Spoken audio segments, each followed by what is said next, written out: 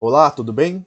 Sou o professor Shino, professor de Física, e nessa videoaula nós vamos falar o que é um vetor, o que é uma grandeza vetorial e demonstrar algumas operações que são feitas com os vetores. Mas antes, o que é uma grandeza? Ou o que é um vetor? A física trabalha com dois tipos de grandezas, e as grandezas são medidas, algo que pode ser medido. E temos dois tipos: a grandeza do tipo escalar e a grandeza vetorial. No nosso dia a dia, é muito comum utilizarmos muito as grandezas escalares. Por exemplo, o comprimento dessa vareta, o comprimento desse palito. Utilizo uma régua e vejo aqui quantos centímetros tem essa vareta, esse palito. Então, eu tenho um valor numérico e a unidade medida, nesse caso, os centímetros. Ou a minha massa corporal. Minha massa corporal está próximo dos 80 quilogramas. Então, 80 é um valor numérico e o símbolo kg, quilograma, é a unidade medida para massas. Já uma grandeza vetorial, além do valor numérico, ele necessita uma orientação. E para fazer essa orientação, usamos a direção e o sentido. Nesse exemplo, que está aqui na imagem, tem essa seta grande preta e tem uma linha pontilhada que passa, digamos, por dentro dessa flecha, desse vetor. Essa flecha, essa seta, ela é a representação de um vetor. Claro que, numa representação mais simples, como está logo ali abaixo, podemos fazer uma seta mais fina, mais estreita, e só indicar a ponta dela. Essa linha pontilhada, ela vai ser chamada de direção.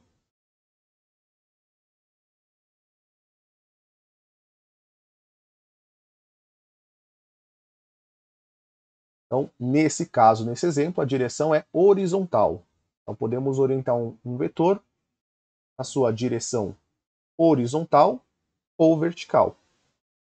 O tamanho, né, utilizando aqui de novo esse palito, esse hashi, o tamanho do vetor, ele representa o valor dele, a intensidade. Costumamos chamar também de módulo. Então, o tamanho dessa seta, o tamanho desse vetor, ele representa a intensidade ou quanto vale esse vetor.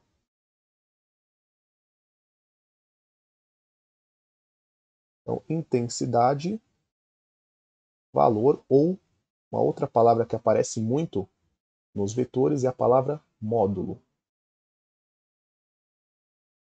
E a pontinha da seta, aqui usando meu hashi novamente, eu vou usar essa pontinha menor aqui. Tá? Então aqui é como se fosse a frente do vetor e aqui fosse a parte de trás do vetor. Essa pontinha mais estreita representa a ponta da seta.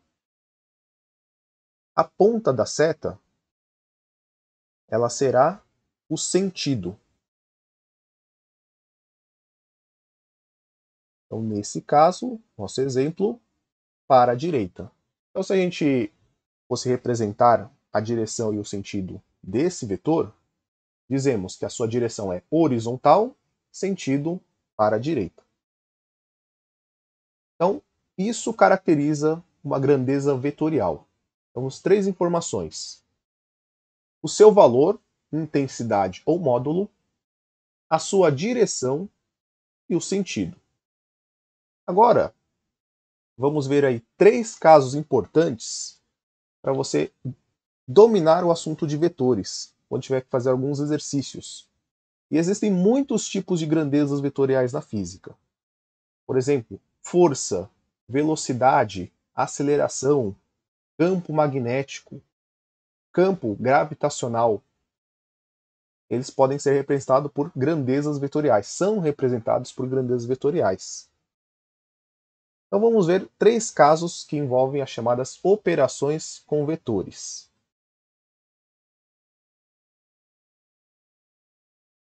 No nosso primeiro caso, eu vou usar como exemplo a grandeza vetorial força. Vou escrever aqui do lado. Exemplo força. E a unidade de medida de força é o Newton. Então, esse vetor verde, eu vou chamá-lo de F1.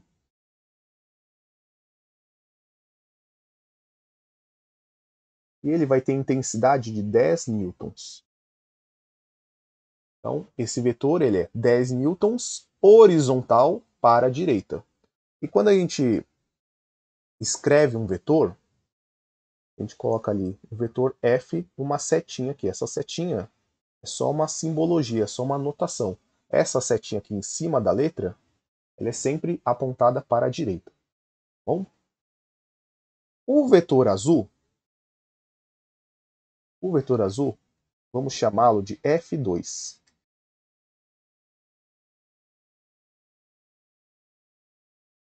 E ele, pelo tamanho dele, ele vale menos. Vamos falar que ele tem 5 newtons de intensidade.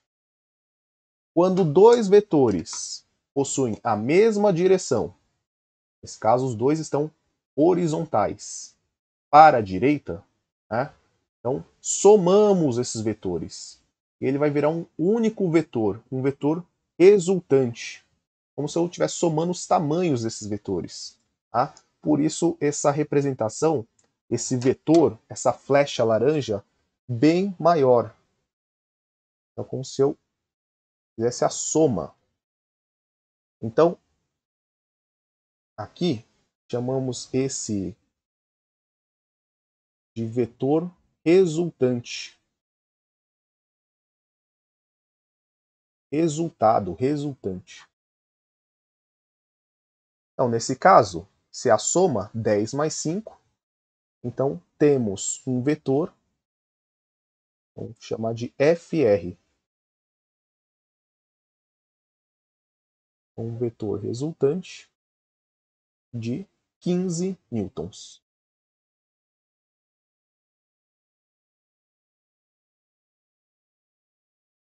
Então, na verdade, o que nós fizemos, F1 mais F2, 15 newtons. Segundo caso.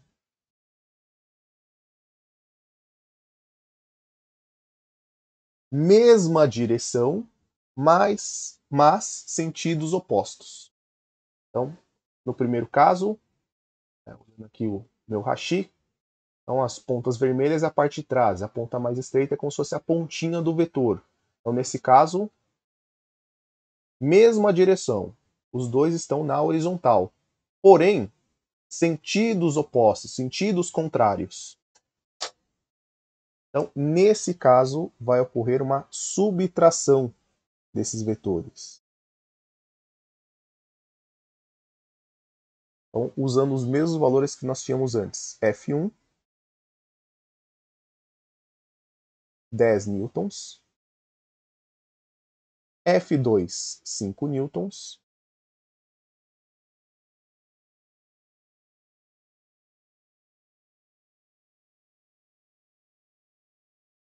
E aí eu faço a subtração, 10 menos 5.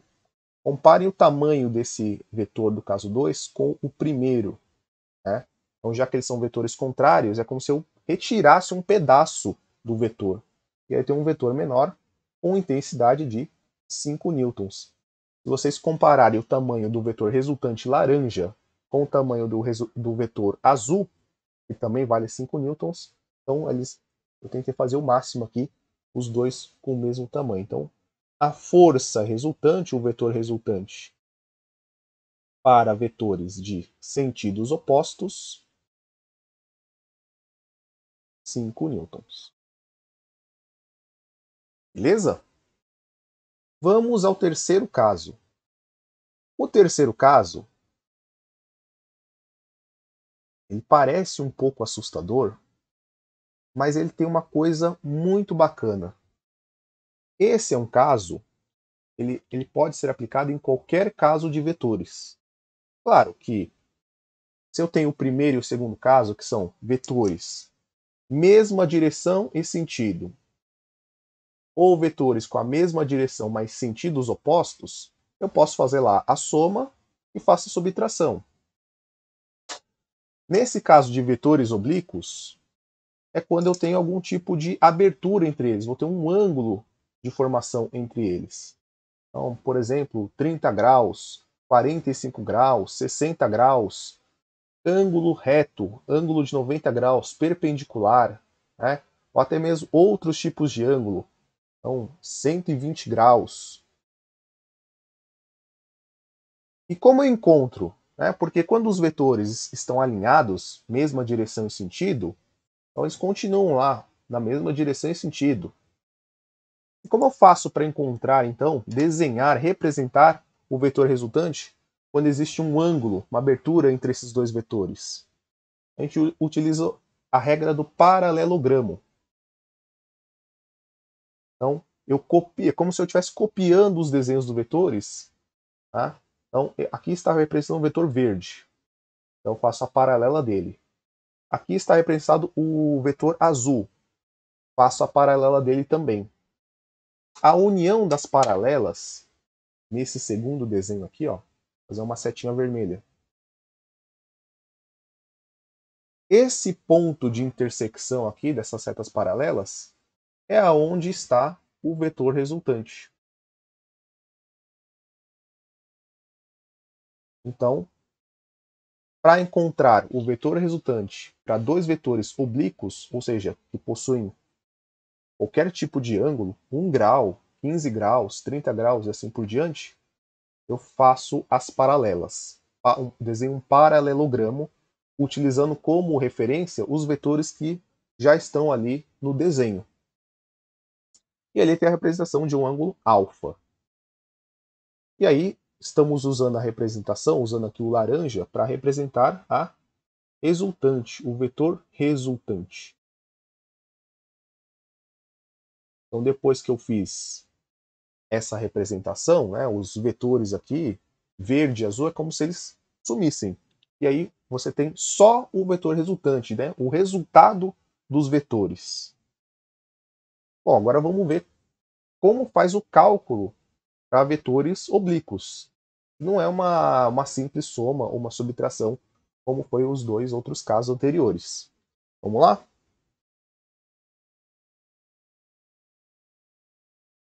Aqui, nós vamos usar uma fórmula, tá? Muito importante lá da trigonometria, que é a lei dos cossenos. Mas aqui na física, essa lei dos cossenos ela tem uma pequena mudança, na qual todos os termos eles são positivos. Quando se aprende lei dos cossenos, por exemplo, na matemática, numa aula de matemática, o termo que eu vou escrever daqui a pouco ele é negativo, mas é por causa da escolha do ângulo. Então vamos escrever aqui, ó, r ao quadrado, né, nós vamos chamar aqui, a gente está trabalhando com forças, então vamos chamar de FR, que é o vetor força resultante. Continuar usando aqui a nomenclatura que estava antes. F1, o vetor verde é F1, e o vetor azul F2. E a gente vai, na hora que a gente fizer o cálculo, nós vamos usar os meus valores, né? F1 vale 10 newtons, F2 5 newtons. Mas primeiro vamos escrever a fórmula. Então, essa fórmula, chamada de lei dos cossenos. Lei dos cossenos.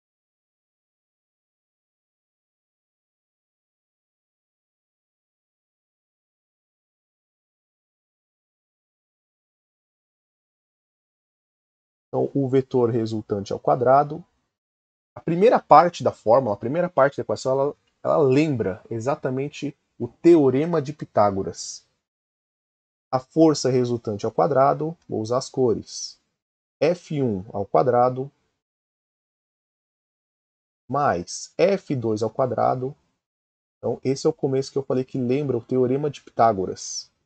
A hipotenusa ao quadrado mais o quadrado do cateto mais o quadrado do outro cateto. Mas essa é a parte que eu falei que, quando se estuda a lei dos cossenos na matemática, para resolver exercício lá com triângulos, esse sinal aqui na matemática é menos. 2 vezes o vetor F1 vezes o F2. E já que tem ângulo, a gente usa a trigonometria, vezes o cosseno do ângulo. Nesse caso, a gente está representado o ângulo alfa.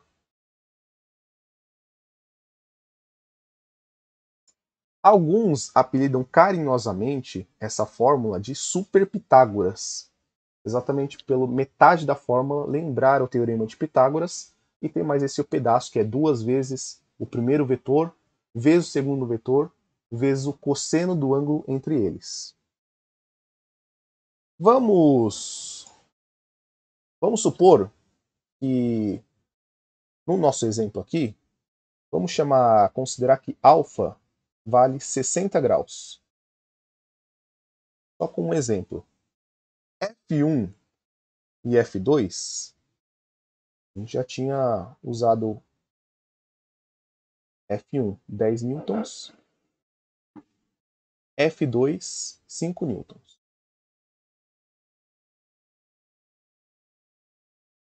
Então agora é conta, cálculo. Então, a força resultante ao quadrado é igual a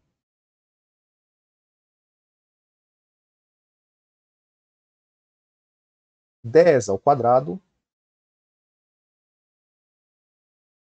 mais 5 ao quadrado mais 2 vezes 10 vezes 5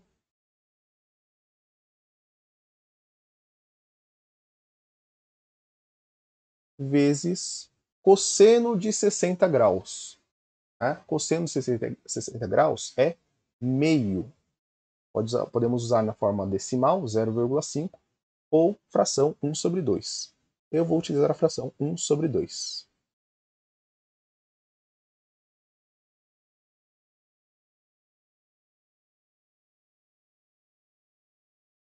Então 10 ao quadrado é 100. 5 ao quadrado, 25.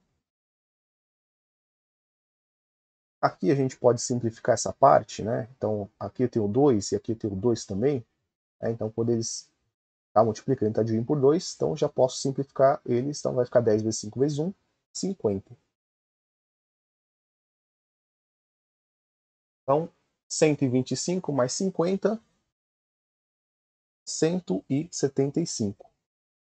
Então a força, vetor força resultante ainda está ao quadrado, 175. Então lá da matemática, quando numa equação desse tipo, quando um termo está ao quadrado, lembra, tira a raiz quadrada desse termo, tira a raiz quadrada do outro termo também. Tira a raiz quadrada de ambos os lados.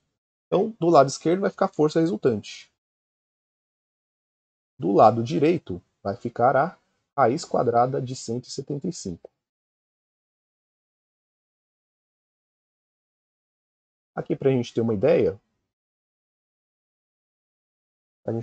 né? 13 ao quadrado, 169. 14 ao quadrado, 196. Então, essa raiz quadrada está entre 13 e 14. Tá? Eu tenho o valor aqui, que é 13, aproximadamente 13,2. E como é uma força, isso é Newton.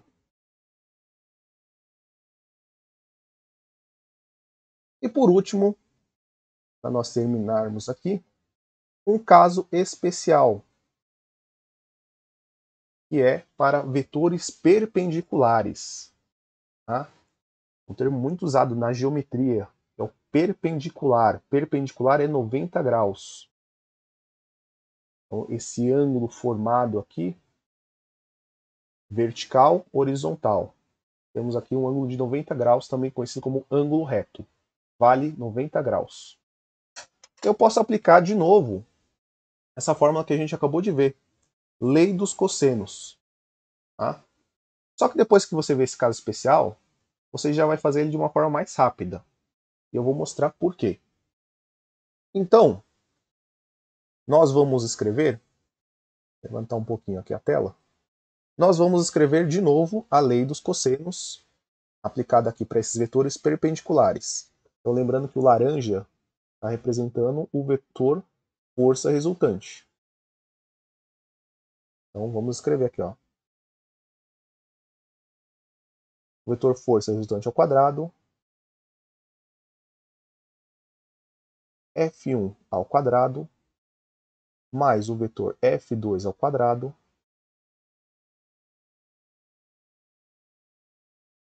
mais duas vezes o primeiro vetor vezes o segundo vetor, F1 vezes F2, vezes cosseno de 90 graus.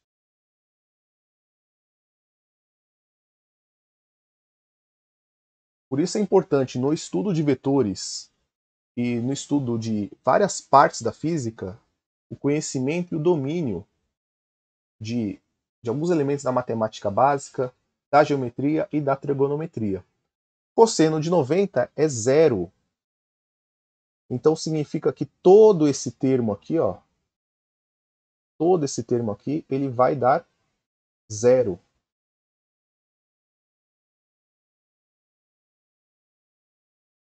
Então, vou escrever aqui do lado, ó, uma observação para você saber, para você lembrar quando estiver estudando, por quê?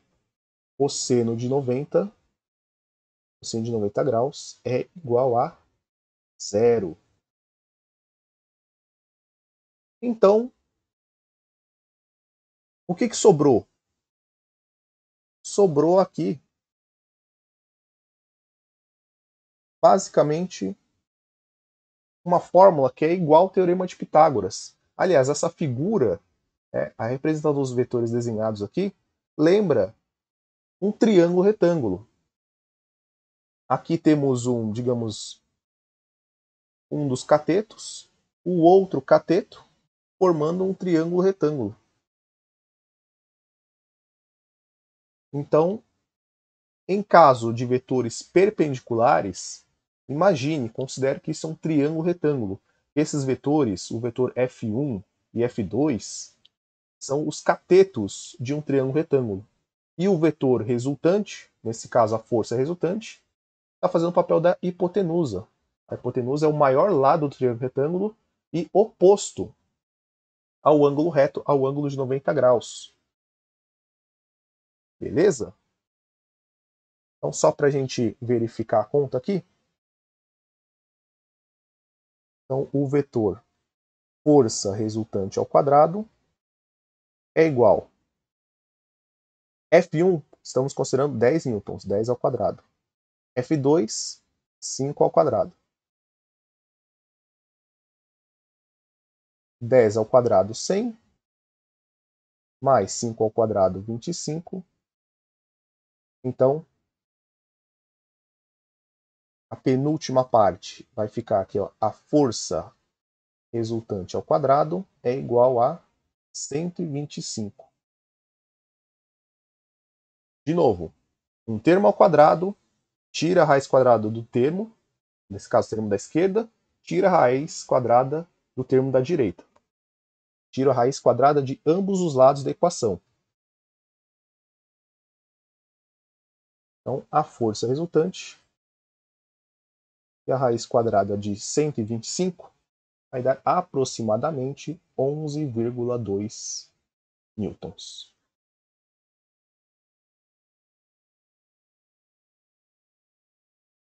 Ok?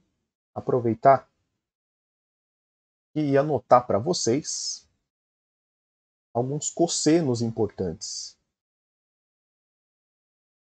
Alguns cossenos de alguns ângulos notáveis e outros que são importantes de lembrar. Então a gente usou ali cosseno de 90 graus, 0. Cosseno de 0 grau, cosseno de 0 grau, 1. Cosseno de 30 graus, raiz de 3 sobre 2. Algumas vezes, alguns exercícios consideram a aproximação dele, 0,87. Cosseno de 45 graus, raiz de 2 sobre 2. Também temos uma aproximação que é 0,7 ou 0,71. Depende muito do tipo de exercício. Às vezes é melhor fazer na forma utilizando o radical e a fração, ou se o exercício der a indicação do decimal, é uma opção. O cosseno de 60 que a gente usou, meio, forma de fração ou forma decimal, 0,5. E o cosseno de 180 graus. Esse cosseno de 180 graus pode ser aplicado no segundo caso. E o cosseno de 0 graus, então vamos lembrar, né? Mesma direção e sentido. 0 graus entre esses dois vetores. Mesma direção, sentidos opostos. Olha o movimento do hashi. Ele faz uma varredura aqui, ó, de 180 graus. Por isso que eu falei que o caso 3 ele pode ser aplicado em todas as situações de vetores. Por isso está escrito lá, qualquer ângulo. Nesse caso, menos 1. Por isso que tem uma subtração entre dois vetores com sentidos opostos. Beleza? Pessoal, espero mais uma vez que vocês tenham gostado dessa aula. Que tenha ficado muito claro, fácil de entender. Eu tento ao máximo que essas aulas sejam resumidas, exatamente para complementar o seu estudo. A ideia sempre é utilizar algum livro como referência, de repente você utiliza um material apostilado, prestar atenção nas aulas, praticar exercícios, e que essa aula sirva para complementar tudo isso, revisar e reforçar os seus estudos. Beleza? Muito obrigado pela sua atenção, pela sua dedicação. Valeu, abraço!